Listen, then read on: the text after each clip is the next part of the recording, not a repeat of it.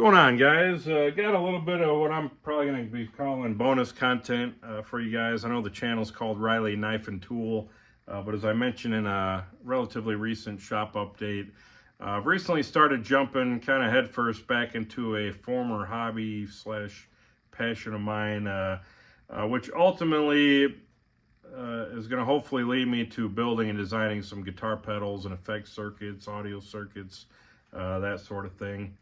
And so this is going to be kind of related to that. The more I kind of started thinking about it, I've been accumulating all kinds of electrical components and, looking at various tools and meters and, a lot of things I already have, but there's certain things I don't, that I'm kind of getting on the short list. And the more I kind of started thinking about, well, what do I need to like really get started and get started well, I decided, I probably need to get a guitar. I do have a small handful of bass guitars, and I thought maybe at first that might be enough just to kind of generate some signals and play through some circuits.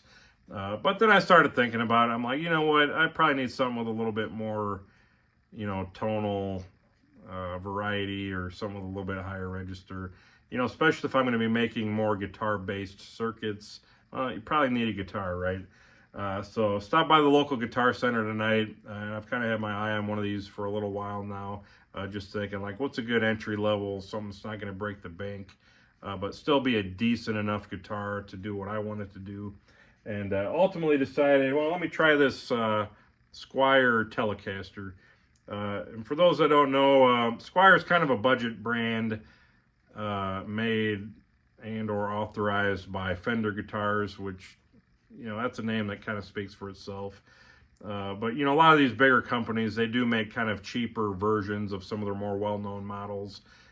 Gibson has Epiphone, for instance. And let's see, what's another brand? Well, I don't know, there's a handful of other brands. They have kind of like their premium, like top shelf stuff. And then they might have kind of their budget stuff, like Lakeland, for instance. They have their USA brand, which are like thousands of dollars a piece. But then they also have kind of their more budget series, which is still a Lakeland, but it's made in like Indonesia or maybe Korea or something. And so Fender, while they have their USA models, they also have made in Mexico, made in Japan models. But then even below that is one more tier of kind of budget-friendly options of their brand called Squier. And, basically it's kind of their popular models, but in a much more budget-friendly, usually like Indonesian made, sometimes made in China, I think. But just kind of slightly more cheaper made guitars. Maybe the wood's not as premium or selected. The electronics are going to be a little bit cheaper. Maybe not sound quite as good. The fit and finish, the setup, it's going to be a little bit iffy. But they're still a pretty good foundation. They're a good value for the money. A lot of guys buy these. They'll swap out electronics, pickups, some of the hardware, put a different nut on it, machine heads, saddles. And, for, not as much money potentially, you can have a really nice, pretty decently playable guitar. And they're just a popular like starter guitar. They've been around a while, and they kind of speak for themselves, in my opinion. Now, opinions, everybody's got one. They vary widely. I know some people, they wouldn't be caught dead touching one of these.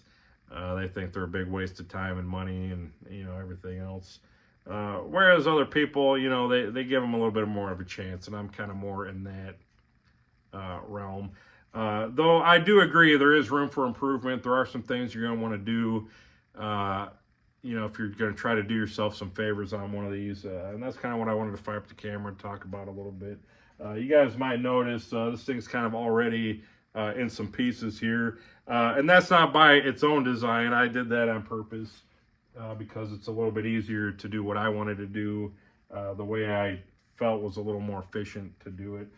So what I did, I went ahead and took the neck off of this guy. And that was, step one, something that immediately needed addressed.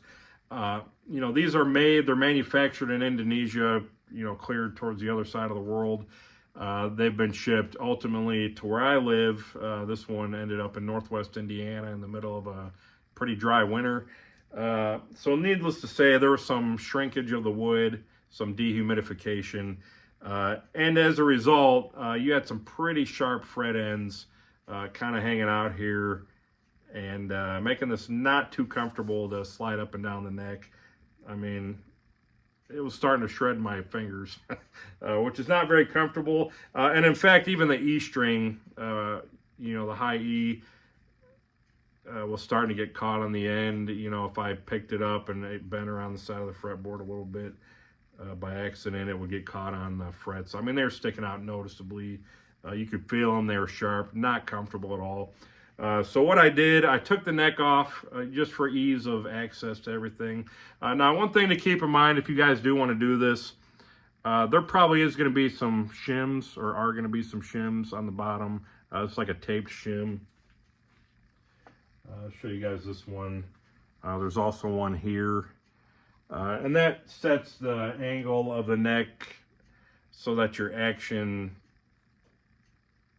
is going to be a little bit better, you know, and more adjustable.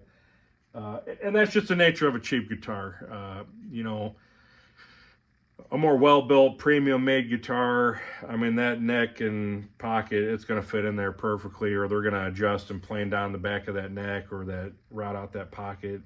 And they'll get that like perfect from the get-go.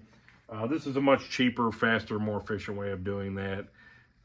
Just so you're not like twisted or too far forward or back or whatever. So, you know, it's the nature of a $200 guitar. You know, what are you going to do? So you do want to keep in mind, don't lose those, don't peel those off. But all that said, and you could do this without taking the neck off too, by the way. Again, this was more convenience than anything. But what I did, I just had some frog tape, you know, medium tack masking tape. Taped this up real nice, covered the frets. And I took it over to my buffing wheel with a little bit of polishing compound. And just polished not only the face of the frets, but then I also actually took a file. I ground the sides so they're safe, you know, they're smooth. And then I filed the end of each fret to flush it up with the fretboard, the side of the fretboard. And then I went ahead and hit that and rounded those off really nice with a buffer. And so these are nice and shiny and smooth. And night and day, I mean, I could squeeze this and just run my fingers down there.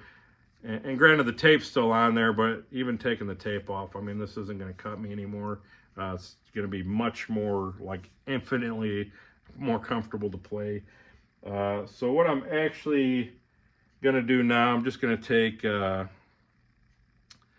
paper towel, make sure I get all that buffing compound off there. I got a little bit of denatured alcohol. And we'll take a shop towel. Let's get a clean one. And just going to wipe these frets off, and then I'll kind of show you the finish. And I'm not going to use a lot.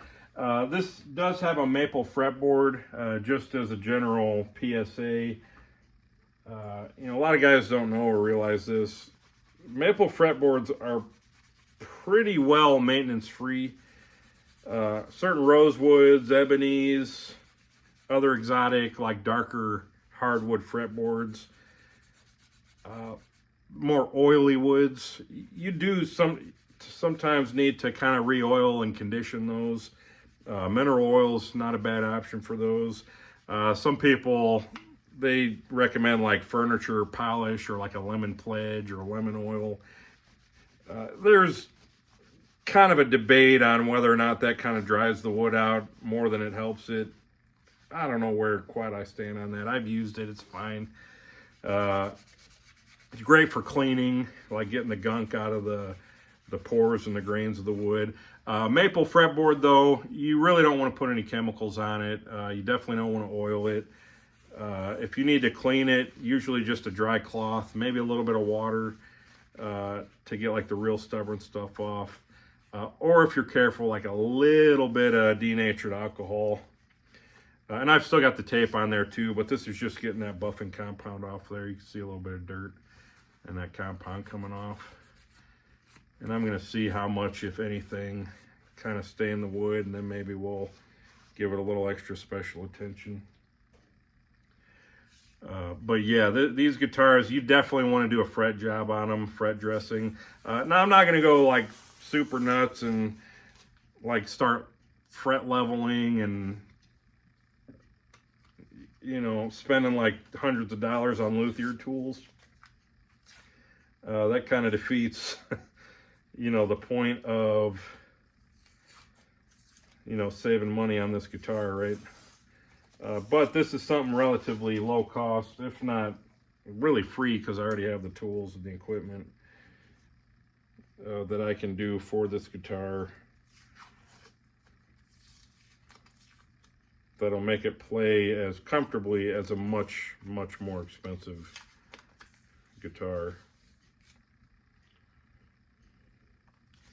And I'm seeing like a little bit of buffing compound staining like just the corners here. We'll get that wiped off with some clean towels, no big deal. And this thing, I mean, handling and playing it, it's gonna get dirty anyway. But let's not look like a total slob, right? Probably could have taken a little bit more care with the tape. I'm not trying to spend the rest of my life on, again, a cheap guitar here. But it's one of those things. I mean, you spend the money, even if it's a little bit, you might as well have something you enjoy picking up and playing with. And this won't just be for like pedals. I mean, my kids kind of want to learn guitar a little bit, so they'll be playing on it.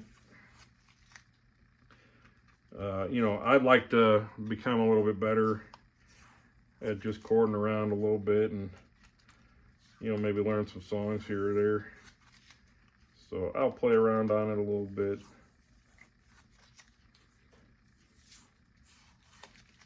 But I mean, I could tell already just a night and day difference. And I'm even going to hit the sides probably with some high grit sandpaper real quick too. I mean, I'm talking like 1000 grit. That'll help polish those sides just a little bit more too.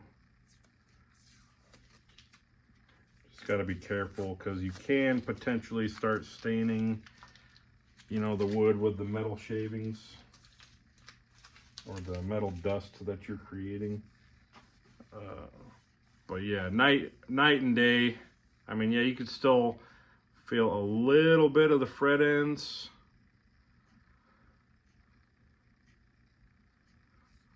But that's like 100 times better. Actually, most of it came off already. Let's see, I got a little bit some 1000 grit here.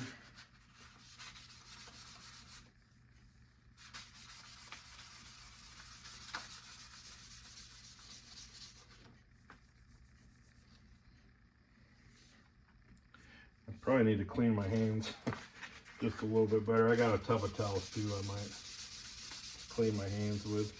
But, you know, just blending this in a little bit better.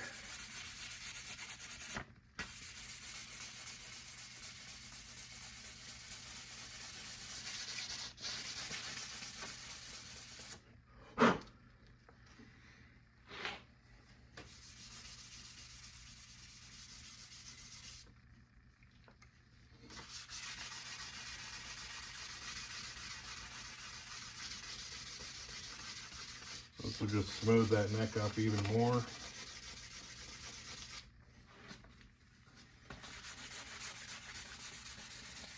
Clean off a little bit more of that compound.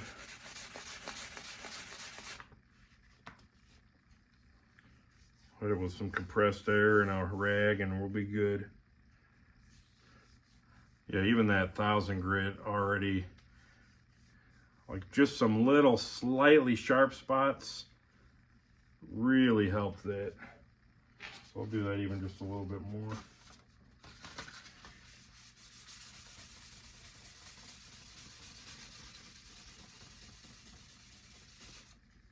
And keeping in mind, this is just a standard maple neck. I mean, there's no like varnish, oil, it's just a raw neck. You want to maybe not do this if it's got like binding or, you know, like certain other finishes.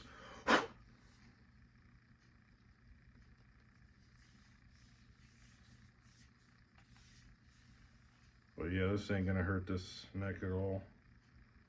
Make it that much better and easier to play. Just kind of looking a couple spots where I maybe dug the file in just a little bit. We'll blend those out.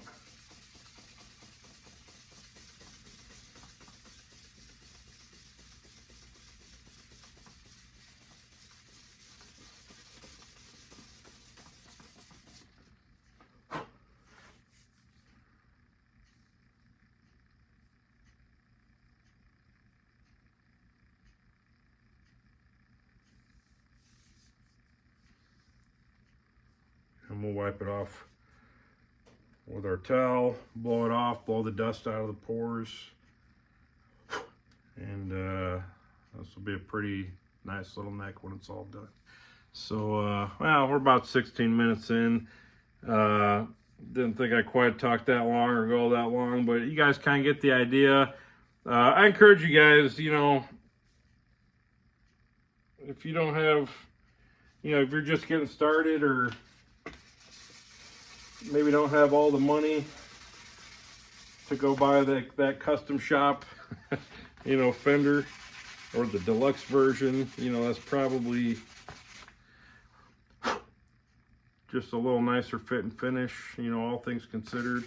You know, try this out. You know, just be careful, go easy.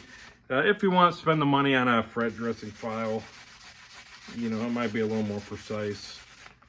Like I said, I just used some cheap ones I had. I just ground the edges off and carefully, you know, dress the edges, flatten them off and hit them on a buffer.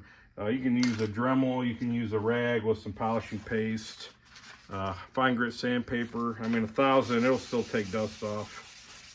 Even higher than that, probably wouldn't be a bad idea. But yeah, this thing feels tons better.